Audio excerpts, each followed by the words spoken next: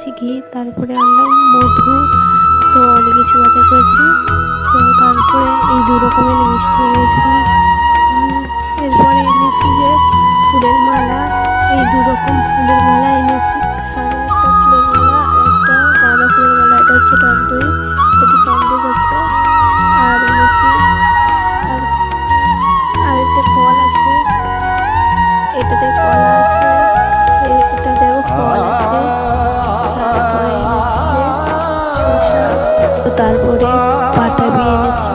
দেখতেই পাচ্ছ বাতাবিটা ভালো মতো দেখানোর চেষ্টা করছি।